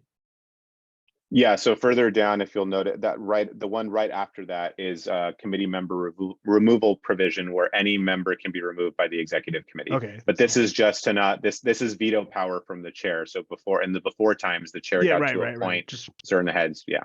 I only read up to main Good motion question. 28. That was my bad. Sorry. And you're a student, Mr. Lima? Well, actually, like a student, way to not read the full text and just try to wing it in class. So I'll go ahead and move to remove the following language from the OPM found on page 14. Is there a second? Second. Seconded by Mr. Brown. Is there discussion on the motion? Hearing none, we will move on to a vote. Is there any objection to adopting the motion, number 29, main motion number 29? Hearing none, we will, well, the motion passes unanimously. We'll move on to main motion 30. So this is the one that Mr. Lima was referring to. So before I make the motion, just to be clear, this is one of the things that I said in the post-convention meeting. We oftentimes have members, as Ms. Stump knows too well, no need to mention names, but sometimes members get elected to committees, submit applications. We elect them in good faith, and they never show up to a meeting, they don't do the work, and they're taking up a spot. So this poses a problem for anyone else that's looking to get on that committee and waiting in the wings. So this would allow the executive committee in any place not indicated by the bylaws that they have to stay there, that the executive committee be able to remove any member of a standing committee, not a special committee, but a standing committee, for basically not doing the work. Mr. Brown. Yeah, Mr. Chair, I want to point out you got a parliamentary problem with the language in that sentence, where it ends with, well, I'll just read the whole thing. Except where otherwise indicated per the bylaws, the executive committee shall have the authority to remove any member it elects to the standing committee with a 2/3 vote of those present. They're contradictory terms in Robert's rules. Do you mean you want an ordinary 2/3 vote, or the vote of 2/3 of those present? There's a difference. Yes, the vote. So I intended it initially to be a vote of 2/3 of those present. That I would suggest you change the language to say that, otherwise it's ambiguous and can be interpreted either way. I see. So it would be a vote. So let me. Oh, I can't copy and paste from here. Hold on. Let me. Vote of 2/3 of the members present. It would be. with a vote of 2/3 of those present. I would say of the members present. With the 2/3 of those present. Okay. And, So and just again, like I that. suggest you say of the members present. I think it's Oh, pretty clear what of you the mean by members vote, present. Sorry. but it really should say of the members present. With That- the 2/3 vote.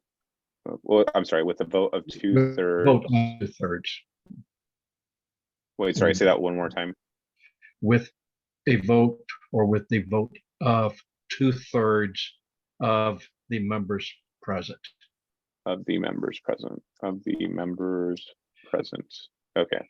And while we're discussing this, that sort of problem appears throughout the bylaws. That's one of the things I had in mind when I told you that there's some things to clear up the laws.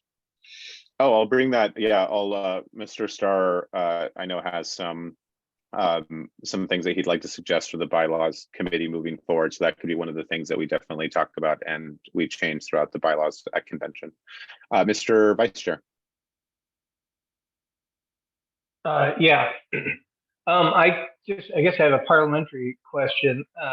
We say other places, numerous places, that the various standing committees, they're serving at the pleasure of the XCOM. Does that imply an ability, a removal ability? I mean, is this clause redundant, or what exactly does it mean to serve at the pleasure of the XCOM if the XCOM doesn't have, if that doesn't imply that we can remove members? Yeah. Want me to respond, Mr. Chair?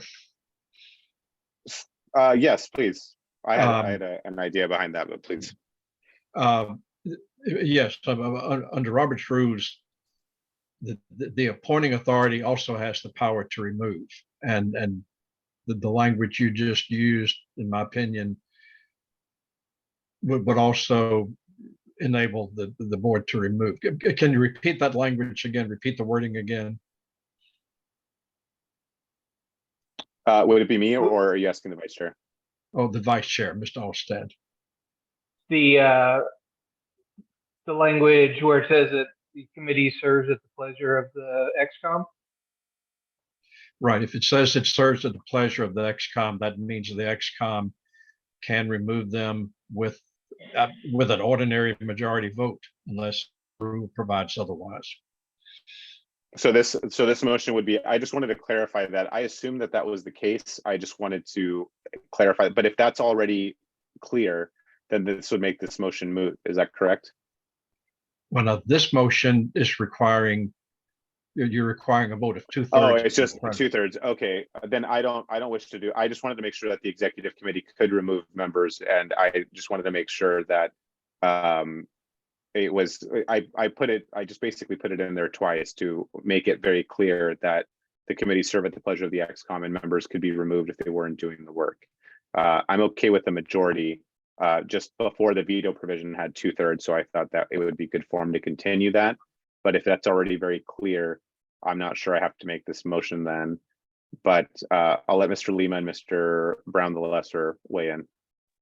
Oh, well, I agree with Gary that it is kind of redundant, but we understand that, but eventually we will not be on this XCOM, and I think it's important that we have this redundancy in place, so that way the executive committee knows that they can remove people. So I would hope that we could keep that, maybe just amend it to majority. Interesting. Mr. Brown. Yeah, in terms of leaving it or not, I think it'd be interesting to know, to clarify the default rules, the default rule in Robert's rules. You said, I think I heard it's a majority vote to remove somebody from a committee. Is that a majority of those present, or that's just a majority of the entire committee? Regular majority vote, majority of those present and voting. Those present. Okay. And present and voting, yeah. Okay. Thank you. The abstentions would have no effect. Robert doesn't say what the vote threshold would be for that. but in Roberts, unless Robert says otherwise, it is a majority vote. So let's do this then. I don't think that, knowing that, I just wanted to really clear it up. I do understand what Mr. Lima is saying. I don't feel the need to make this motion. If someone else would like to make this motion, they are welcome to.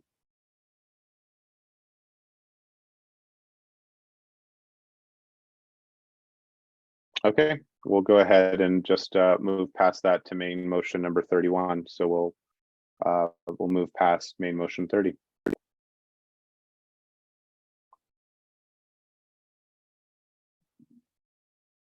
Thank you for that clarification. So this one's pretty easy. As I mentioned earlier, we just removed the convention committee report is still required. It's just under convention committee now. And then audit and profits is different than anything that would be required of the convention committee. This would be for conventions where the executive committee would reserve the right to audit the books to verify the profits or losses of any particular convention. As well, profits in this case, because if they're profits to be assumed. So that would include this here, I guess, in this case. In any case, I will go ahead and move to adopt the following amendment. The operating procedures manual found under conventions on page 14. The text in full is on the screen. Is there a second? Second. Seconded by Mr. Lima. Is there a discussion? Hearing none, we will move to a vote. Is there any objection to adopting main motion number 31?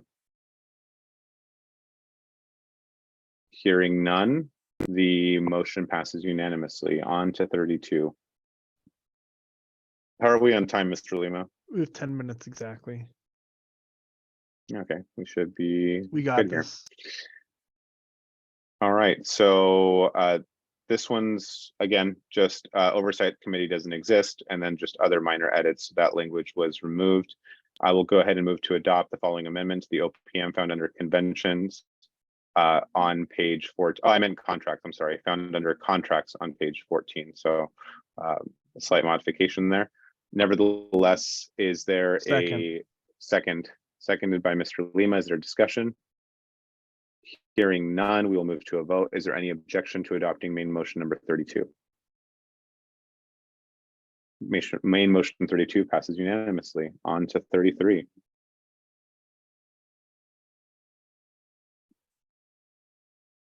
As you all remember, out-of-state members no longer exist, so this is a moot or antiquated provision. So I will move to remove the following language from the OPM found under membership on page 14. Before I ask for a second, Mr. Lima. Would it be out of order to make a motion to adopt the rest of the operating procedures manual? As it stands and as it's written, since we all read this? You do it, I'll second it. Can I? Okay, we can do it that way if everyone is okay with the rest and they have actually looked at everything. Let's do this. So Mr. Lima, so instead of, I'll withdraw my motion. Mr. Lima is moving to, if I understand him correctly, adopt main motions 33 through 41. Is there a second? Seconded by Mr. Ham, I believe. Is there any objection? Or is there a discussion first, I guess? I was hoping, Mr. Chair, I was hoping to speak or have discussion on main motion 36. So everyone, I'd like to amend my motion to 33 through 41, except motion 36. Okay, is there a second? Second. Seconded by Mr. Ham. Is there a discussion? Just a point of information. It only goes up to motion 40, right? Is there 41? Yeah, it just Won't goes get to, added. Oh, Mr. Lima also has the same, he must have watched the same Spanish Sesame Street that I did. Mr. Lima, would you care to amend your motion again? Yeah, to the end, except for 36. There we go. Okay, so Mr. Lima moves to adopt main motion 33 through 40, excluding 36. Correct. There we go. Is there a Perfect. second? And second. Seconded by Mr. Ham. Is there a discussion? Hearing none, we'll move to a vote. Is there any objection to adopting main motions 33 through 40, excluding 36? Hearing none, the motion passes unanimously. Motions 33 through 40 are adopted unanimously, excluding 36. So that will bring us to main motion number 36. And that motion is to allow the secretary to format and make necessary grammatical style edits to the operating procedures manual after these changes as he sees fit to ensure the document is clear and professional. Before I officially make that motion, we'll go ahead, Mr. Alvarez. Thank you, Mr. Chair. I have full faith in Mr. Edgar's ability as secretary. I just worry for future XComs, if we ever have a bad faith actor as secretary, what can qualify as a grammatical or style edit? I feel it's subject to abuse. We can see like even one bad faith secretary in the future could undo a lot of work. And I just have concerns with the motion as it stands. Okay, so this isn't adding language to the operating procedures manual. This would just be something that would be a one-time thing unless Mr. Brown, he just raised his hand. I'll let him speak on this, but the intent behind this was just to allow this to happen as this for this change, because these are some pretty substantial changes. But Mr. Brown. This is something you can do, you may do. It is giving the secretary an unusual amount of latitude. And knowing this is just a one-time thing, this may be important. Although if this becomes, well, no, this would not be part of the operating manual. This is just a separate motion. It's up to the body to decide whether to do this. You might want to consider a provision that says, the secretary may propose changes to ensure the document is clear and professional, with the either the executive committee or maybe even the operating committee, having to actually give final approval. It'd be just a suggestion.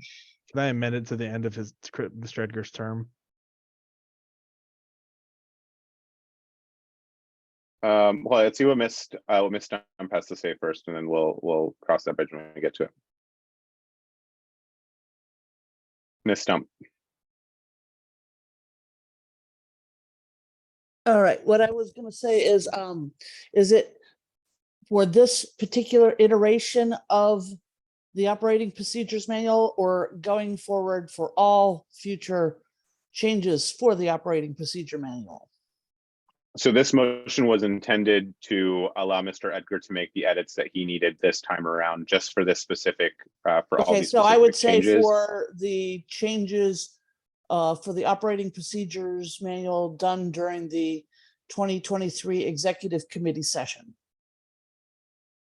Then it clarifies it's just for this year and not going forward in case we get another bad actor who does it half-assed.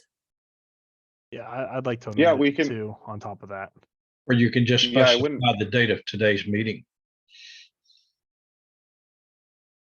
Oh, it's true. Yeah, I mean, I don't think any of these are bad ideas. I'm really not invested either way. Let's let the vice chair weigh in here. Oh, I was just going to say what Mr. Brown just said.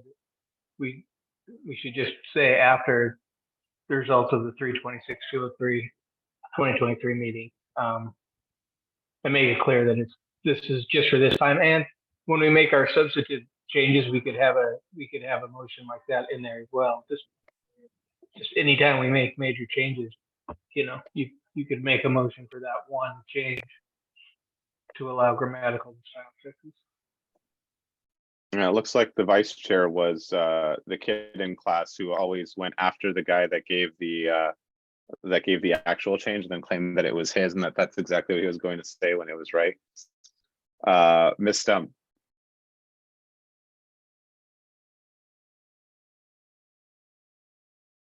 And then Mr. Lima again. Okay, Ms. Stump is hands down. Mr. Lima. And then again, I have full faith in Chris, obviously. Will he be bringing those changes that he does make to our attention at least?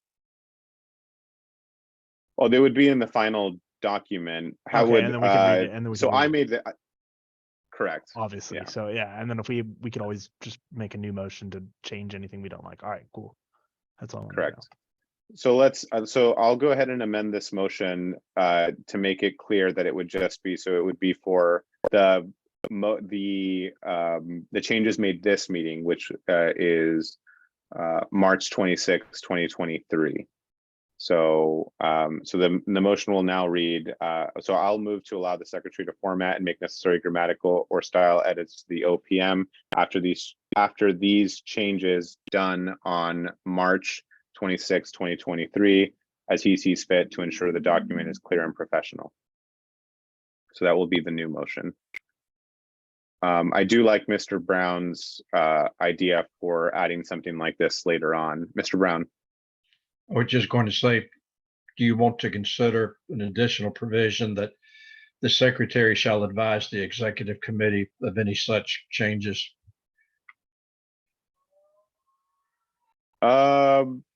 Yeah, if the secretary has no objection to that. No, I wouldn't object to that, Mr. Chair. Okay, well, so we'll do the motion with the addition of the secretary notifying the executive committee of any additional grammatical or style edits that he makes to the OPM. So that'll be the full motion. Is there a second? With a minute left, I second. Seconded by Mr. Lima. Is there discussion on this motion? Further discussion? Hearing none, we'll go ahead and move to a vote. Is there any objection to adopting main motion 36 as amended? Hearing none, the motion passes unanimously. And where are we on time? We have 37 seconds. With that being said, can I motion to adjourn? No, we still have new business. Well, I mean, you can motion to adjourn, but we still have one item left. That would be 5 minutes. I'll let him go. So, okay. So thank you, Mr. Lima. That's very kind. So well done, everyone. Just before we get to new business really quickly, I really appreciate everyone taking the time to do this. You guys saw how bad the document was and it needed, we won't have to do this again. There will be substantive changes. Mr. Brown has some ideas and we're going to connect, and we're probably not going to get in time to do it this next meeting, but hopefully for the meeting that we're hoping to have in May here in Oakland, that will coincide with the Take Human Action Tour, which is what I want to cover during new business. Again, nothing has been done yet. So nothing has been done yet as far as choosing the location for the second in-person meeting that we're having in May. And this is something that we already discussed. We're looking to do it in Oakland to coincide with the Take Human Action Tour. We will have people there speaking per Byland, Michael Rechtenwald, Scott Horton, our own Kelly Carden will be doing some candidate training, and there will be other candidate training from other organizations there. So we're going to be doing it at the same venue at the Airport Hilton there. If you have not purchased your Take Human Action Tour ticket, I would strongly encourage you to do it today. If someone could drop the link, and if the vice chair can find the link and drop it in the chat really quickly, that would be great. You can get your rooms through that block. It does come at a special rate already if you're going to that event. And then I just have to, it's just a matter of contacting the venue and ensuring that they still do have that space available that we'll need for that Saturday morning before everything officially kicks off there. So I'm going to be sending out promotional emails for that this week, probably to the membership. And again, this is candidate training. This is part of Project Decentralized Revolution. So this is for ensuring that everyone is aware that this is happening. This is a campaign event. This is going to be really important moving forward. Another thing that I'll just say really quickly is that I will also be sending out a committee email reminder. I know I gave an initial cutoff yesterday, but we now do officially have a recruitment committee, and some of the verbiage has changed in the OPM, as we all know. So I'll be sending out a new description for people to fully understand what they are applying to before they apply for. We still do have some spots left, and some of these spots increased on some of the threshold increased. So we'll go ahead and I'll send out that email. So we'll give a cutoff up to about Thursday. Remember to look in the shared G sheet that I made for everyone that's applied so far. Everyone that's applied as of 3 p.m. today is on that list. So I encourage you all to check it out. If you haven't seen all the resumes that have been provided and all the rationale, whether the resumes be actual attachments or within the email, have been there. If you're an executive committee member that has not yet applied for a committee, I would strongly encourage you to do so. It's really important that the executive committee be involved in state committees and that you properly report and are able to give direction and learn a little bit more about stuff that you might be interested to help within the party. So I encourage you all to do that. Lastly, I'm just going to say one of the things that I'd like to, and it looks like the vice chair has dropped the link in the chat, so everyone go ahead and check it out. Tickets are very cheap, and I haven't worked out the details as to what we would do, but that would presumably be a very short meeting. We would just kind of go over some very basic stuff that we would have to go to. I don't imagine that meeting going more than an hour or two.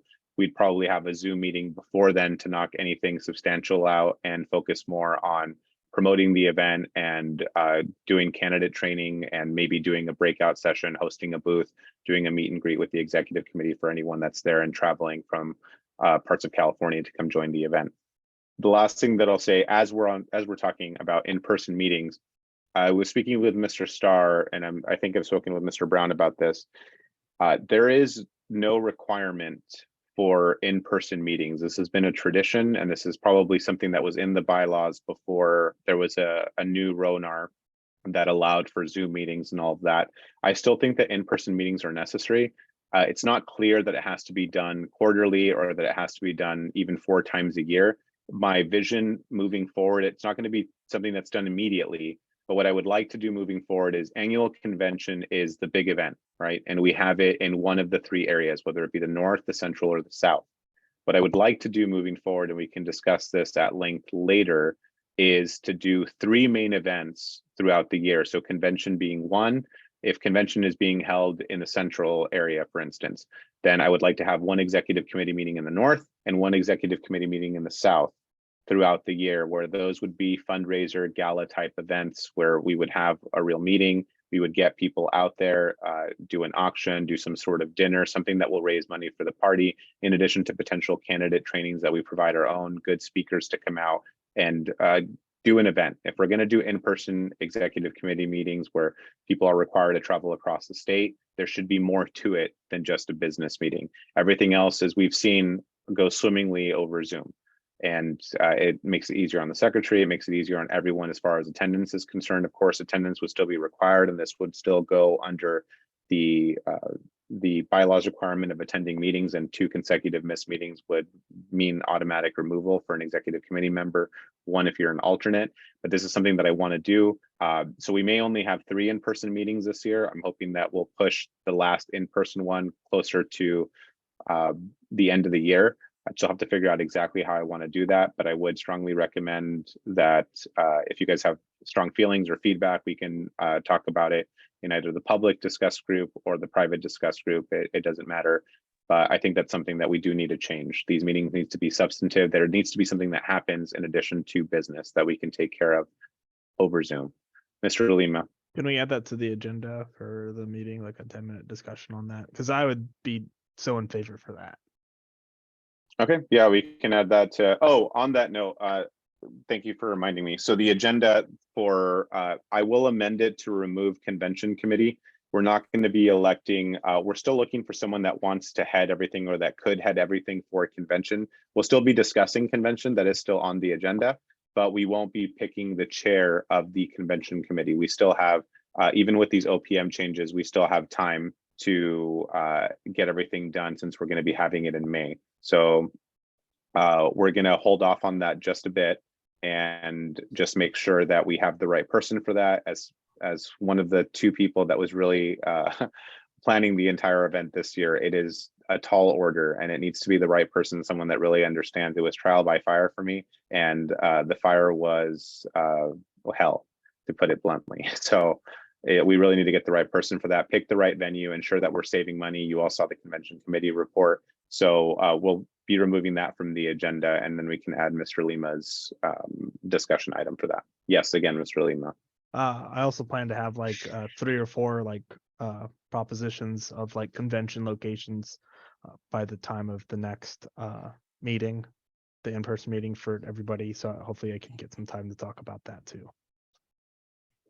Yes, we definitely need to start talking about convention. If any of you are interested in applying for the committee chair for a convention, again, please reach out if you have venues that you wish to submit for consideration. And this all factors into everything. Whoever is the convention committee chair should ideally be in the region where it's happening. It's really, really important to have boots on the ground presence. You need to be able to check out the venue. You need to be able to see it in person, communicate with the staff in person, go in person as necessary. So that's something that should also be considered, just to throw that out there. Mr. Vice Chair. The location for the convention won't be selected till the June XCOM meeting. Is that correct? Well, the May XCOM meeting, we really need to sort that out sooner rather than later. So it would be, that would probably be the biggest thing that we do at the May one. Correct. But if anyone wishes, we can still discuss proposals. Correct. Yeah. So Mr. Lima, I believe, just has proposals that we should discuss then and there and start thinking about it. I don't want to do the thing that we've done in the past where it's hurried and people just submit proposals and we look at them right then and there and then we discuss them. And if we don't agree immediately, then we just don't have a convention spot. That's how we got into the DoubleTree situation to begin with. This happened in this happened in Fresno in 2021. So we have to try to prevent that. So I do applaud Mr. Lima's initiative to have some bids ready to go. Everyone got the list of all the stuff that's required for convention and that we should need for convention, the convention checklist, so to speak. So I do think that we need to talk about it and we need to sort it out so we can officially choose the convention committee chair and the location at the May meeting. So ideally, that would be the biggest thing, and we are at time. So is there any motion to extend time for new business? Motion to adjourn. That was the last thing I had anyway. Okay, well, that is the next thing on the agenda. There's a motion to adjourn. Is there a second? A second. Oh yeah, give that one to Seconded by Berto. Mr. Alvarez. To who? To Berto. It's my boy. Oh, Mr. Alvarez. All right, so a motion to adjourn made by Mr. Lima, seconded by Mr. Alvarez. Is there any objection to adjournment? Oh wait, Mr. Brown first before Mr. Brown. No objection. I just wanted to point out that where you have a set time to adjourn, or or like time has expired, you may just declare the meeting adjourned, but you should do it by saying it's there. We have reached our time to adjourn, and if there's no objection or no motion. Oh, we didn't have that. We are adjourned. I left it open. I left it open. I just. But okay, there we go. But you can do like you did. You can ask for a motion. It's just not necessary where there's a set time to adjourn. If I didn't do that, Mr. Lima would have very little to do. So I just want to make sure. But, yeah, that's keeping time and adjournment is my only obligations here. You're trying to take my job. And it's really his only skill set, which take that. I'd hate to steal that from him. It's like taking from a baby. Hey Siri, turn off main bedroom lights. Mr. Leva, I'll remind you that we're still in a recorded call and you do not control my Siri. Anyway, thank you. Also, we'll go ahead and call the meeting adjourned at 8:12. We are adjourned. I'll go ahead and stop the recording. All right, now, hey Siri, turn off main bedroom lights.